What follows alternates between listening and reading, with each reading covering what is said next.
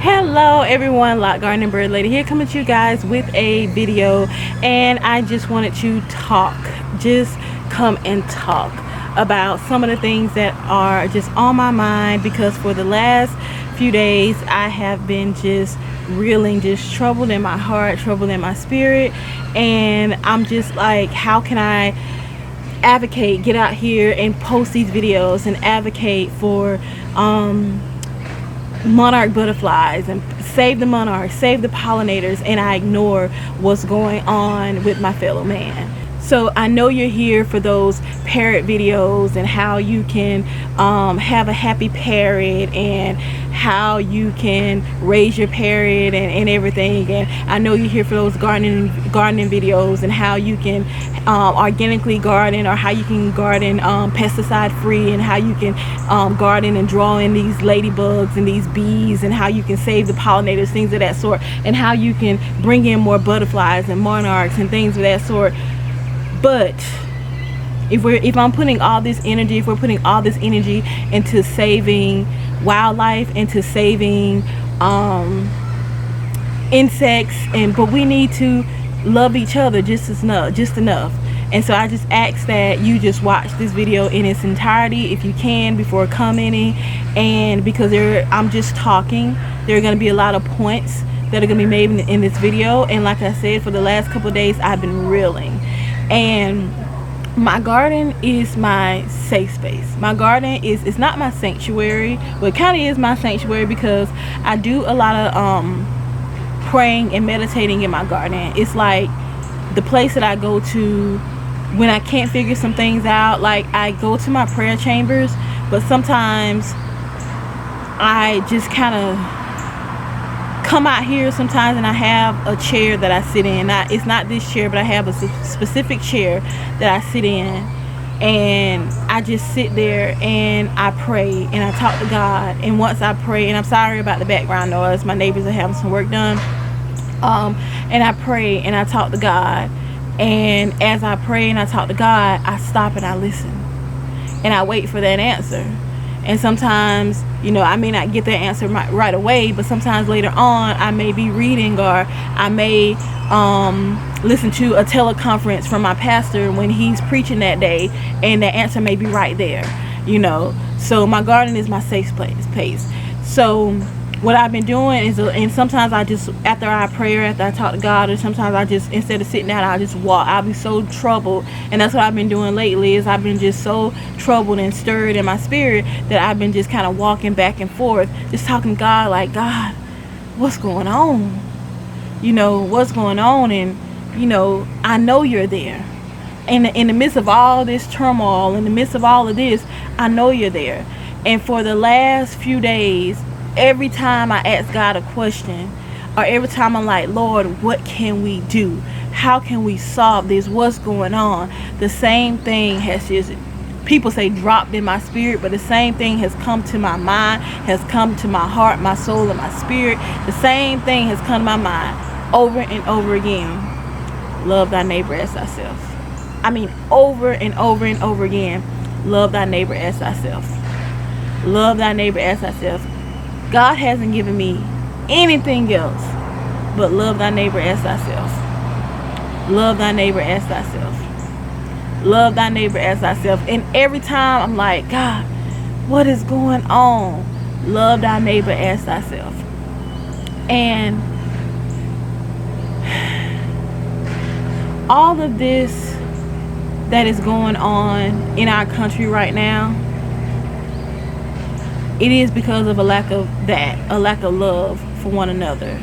I went to once that it kept coming to me. I know the scripture, but I got my Bible and I began to read where that scripture was. And the first thing was, the disciples like, what's the greatest commandment? Okay, and Jesus told them, I'm just paraphrasing right now, and Jesus told them, and I put up here where you can go and just read the whole chapter. Jesus told them, he said, love the Lord thy God with all thy heart, mind, soul, and spirit. That's the first commandment. The second commandment is love thy neighbor as thyself. And on these two hang all the laws and all the commandments. And So nothing else matters without love. And that's why all this stuff is happening, is the lack of love that we have for one another. And it's so much hate that that people have in their heart towards each other.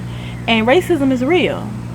Racism is real, and racism comes from a place of hate. That's what it boils down to. It comes from a place of hate, and I've experienced it. Hate is what got us in this situation, and I know I'm not gonna sit here being Christian, being a woman of God. I'm not gonna sit here and say when I saw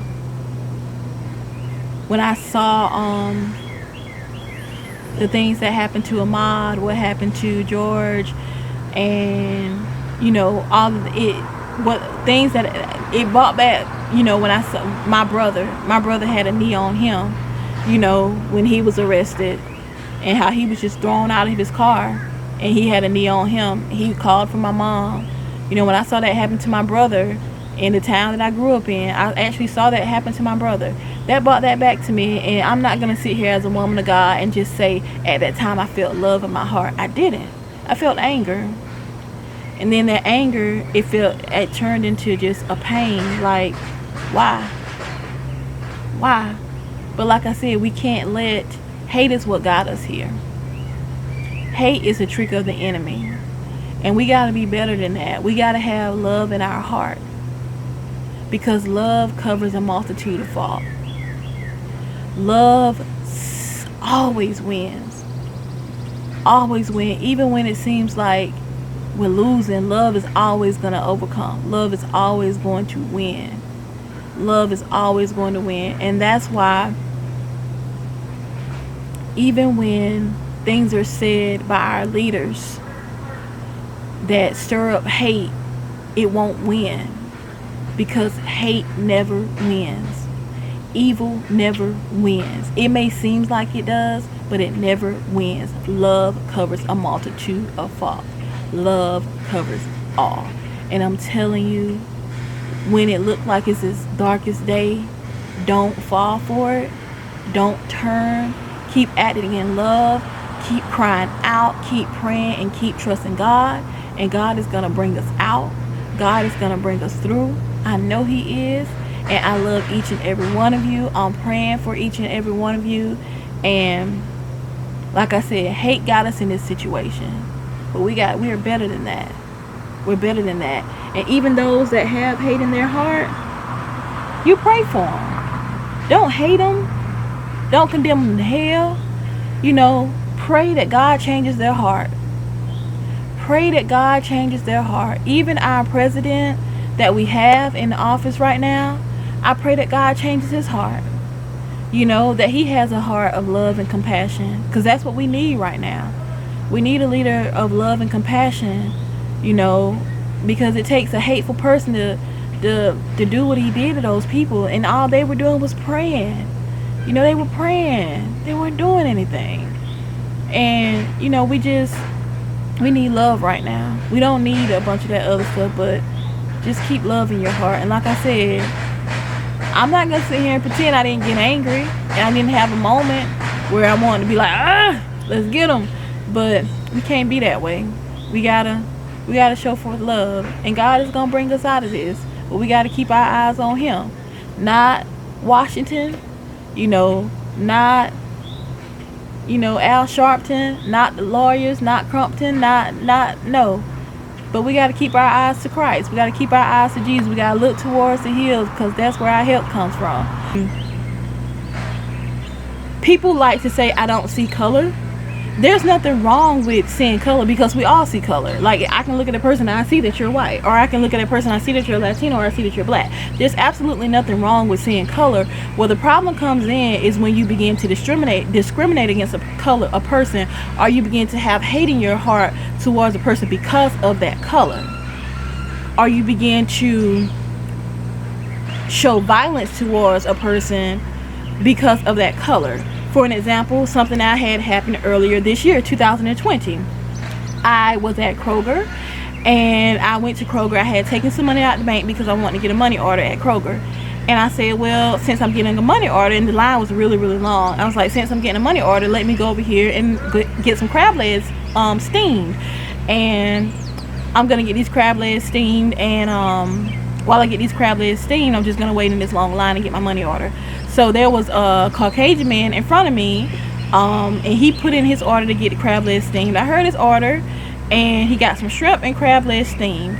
And the guy that took his order was another white man, and he just was like, okay, fine. He took the guy's order. He took the guy's order, no problem. When I went up there to request to get my crab legs steamed, he says to me, I said, I want to get 1.5 pounds of crab legs. And he said, okay. I said, can you steam them for me with the California garlic seasoning? He said, well, if I steam them, you can't pay for them with food stamps.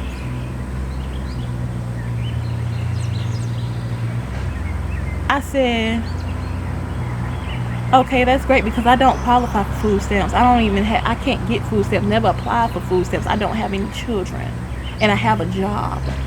I'm paying for it with cash. And I'm looking like the guy before me just ordered, I think, 3 pounds of crab legs steamed, and you didn't make that comment to him.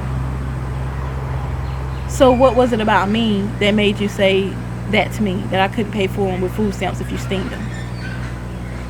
And I also made a comment, I said, and I can read, because there was a sign that said it right there, that EBT couldn't be used if you bought anything that was steamed. And so I didn't make a scene, but I did talk to the manager about it, and I told him that I was offended.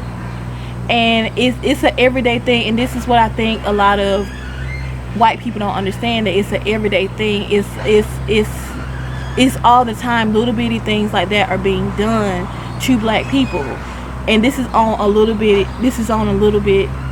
side, and that's the kind of stuff that we experience as black people. But now, to talk about what's going on in this country and what's going on in this nation. Now, I do not, the rioting and the looting, no, I do not commend that. There's no excuse for that. There's no reason that we should do that anyone should do anything like that, because that's hurting the cause. But I do understand the anger and the frustration. I do understand that anger, and where that anger comes from is because this is something that's being done over and over and over and over and over and over again, where black people are being murdered by the people that are supposed to protect and serve. And there are a lot of people out there that will say, well, black people kill other black people. Yes, black people do kill other black people. They do. They do. Black people, yes, black on black crime, it is a real thing. I'm not going to sit here and lie to you and say that black on black crime isn't a real thing, because black on black crime, it is a real thing. It's there. It's out there. It's in the city that I live in.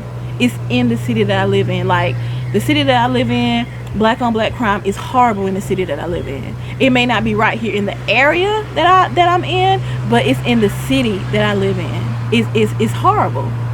But one thing about it is, if a black person kills another black person and they are caught, they are prosecuted. They go to jail. Something happens to them. But when a cop kills another black person, 9 times out of 10 they get off. And you cannot compare a black person killing another black person to a cop killing a black person, because that cop's job is to protect and serve. And people look at, okay, let's take, I think his name was Dylan Roof. The guy he killed, and his name is just still in my mind because this case stuck with me. This guy, he shot and killed 9 black people who were in a church. I believe they were having a prayer service at church. They weren't doing anything. They were in a church. He came in there and he shot and killed 9 black people who were in a church. And once he was apprehended, he was taken to Burger King. He wasn't shot and killed. He was very gently placed under arrest. Very gently placed under arrest. stopped at, I think they stopped at a gas station, if I'm not mistaken. They stopped at a gas station or something. He said he was hungry. They went and got him something from Burger King and they fed him. And this guy, he showed no remorse. He actually said, if I'm not mistaken, he actually fired his lawyer.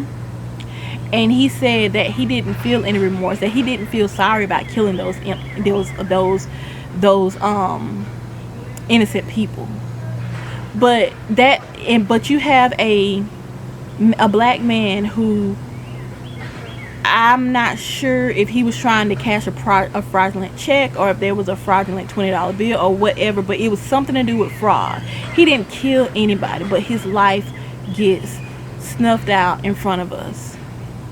This is the kind of stuff that we're talking about. This is the kind of stuff that we deal with every single day. This is the kind of stuff that we deal with all the time as black people. So this is where the anger comes in. Is when people say Black Lives Matter, it's not saying that no one else's lives matter. It's saying that our lives matter too. The care that you show Dylan Roof when after he killed black people, 9 innocent black people in church. Why can't that same care be shown to a black man who was trying to cash a fraudulent check?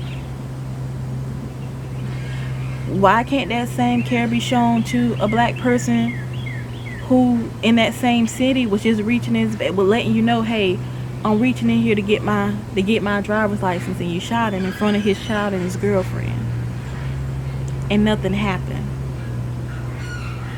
It's not that, and a lot of people, I hear people say black people are whining. It's not that black people are whining. It's just that black people, it keeps happening. It keeps happening. It keeps happening. And we're crying out for ourselves too. We're crying out for us to stop killing each other. We're crying out for us to stop killing. But it's so different. And that's what people aren't getting. People aren't getting. People that say Black Lives Matter until they kill each other. No, that's not true. That's not true. It matters when we kill each other, because when we kill each other, we're still taking someone's son, someone's sister, someone's brother. But what happens is the aftermath. The aftermath. The person that does it, like I said, when a black person kills another black person, if that person is caught, they're persecuted to the highest extent of the law. And if it's gang violence, there's retaliation. Not saying that it's right, but it's retaliation. You know, you kill my homeboy, so I'm gonna kill you. You kill my homeboy, so I'm gonna kill you. It's retaliation. But when cops kill black people, it's nothing that's done. You get off. It's nothing that's done. And that's where that anger comes in. But I didn't want this video to be too long, but I just wanted to say that one thing that I love about my husband is my husband taught me something. He said to be informed. And I sit here and I watch him. Some people, he has his preference of the news that he watches, but he still watches all news sources just to see what they're saying. And he has his favorites, and he has the ones that he shows me. He was like, see, they're lying. And that's not the truth. That's not what actually happened. They're painting this picture. And so there are some news sources that are just showing the rioting and the looting, but there are some news sources out there that are showing these young people out here protesting, peacefully protesting. And what they're doing is they're praying. There are young people that are out here praying. There are young people that are out here crying out to God. And when I saw that, the first thing that came to my mind was the children of Israel down there in Egypt. How the Lord, he talked to Moses, he said, I've heard the cries of my people have come up before me. The cries of my people have come up before me. And I know it seems like that God has forgotten about you. God hasn't forgotten about the struggle of his people. God hasn't forgotten about us. You know, and it's just absolutely amazing how these young people are out here standing for what's right. and they're out here, not the ones that are looting and rioting, but the ones that are out here. I mean, I saw it, and I put links. I don't know how to copy videos and post them in here. I haven't learned how to do that yet, but I will put links to videos of these young people. They may not look the way you think they should look, or they may not speak the way that you think they should speak, or act the way you think that they should act, but these young people are out here literally praying, asking God to help, asking God to intervene, asking. They're not spouting out hate speech. They're actually praying and crying out to God. And that did something to me. That did something to me, to see these young people praying and crying out to God and asking God to help, asking God to intervene. Not blaming God, but asking God to intervene. And that did something to me because I've never seen that before. I've never seen young people. I mean, this young people of different colors out there just asking God to just intervene. And like I said, it just reminded me of the children of Israel when God sent Moses to bring them out of Egypt, to bring them out of that bondage that they were in. That's what they were doing. They were praying. They were crying out to God, and God sent Moses to bring them out. And He said, "The cries of my people have come before me." And so don't think that God has forgotten about you, because God has not forgotten. God is going to work all this stuff out. He's going to work it all out. And I know people want to say things like, these are a bunch of thugs, but not all of them. Majority of these people, majority of these young people out here protesting, the majority of these young people out here marching, they are crying out to God. I've seen it with my own eyes. They are praying. Even the ones that our president, the ones that Trump tear gas just so he can get a photo op, when he did that, they were praying. When he gassed them, there were clergy out there praying with them and handing them water. When he had them, they were actually beaten. Some of them were actually beaten with clubs and hit in the stomach with riot gear. And they were out there praying. And clergy was out there praying with them and handing them water and helping them out. I just wanted to speak on it, talk about it, and just share some things that were in my heart. And I know it seems like God, Jesus, has forgotten about us, but He hasn't. And He's going to come through for His people. And He said, if my people, which are called by my name, will humble themselves and pray, turn from their wicked ways, then He will hear from heaven. He will forgive the sins. He will heal the land. And right now our land is sick. And we need Him. We need Him to heal our land. We need Him to heal our land. We need Him to move in such a mighty, mighty way for us. We need Him in such a mighty, mighty way. We need Him. And I just want to encourage, I know the enemy wants you to think that God has forgotten about you. I know the enemy wants you to think that God has given up on you, but He hasn't. He hasn't. So don't give up on Him. You young people out there, old people, whoever you are, don't give up on God. Don't give up on God, because He has not given up on you. And don't fall into the tricks and the snares of the enemy. You stay peaceful. You do what's right, and you act out of love, because hate is what got us in this situation. But thank you so much, guys, for sticking with me and watching. And I just encourage you guys to just show love. Show forth love. Show forth love. Love you guys. And as usual, toodaloo. Bye-bye.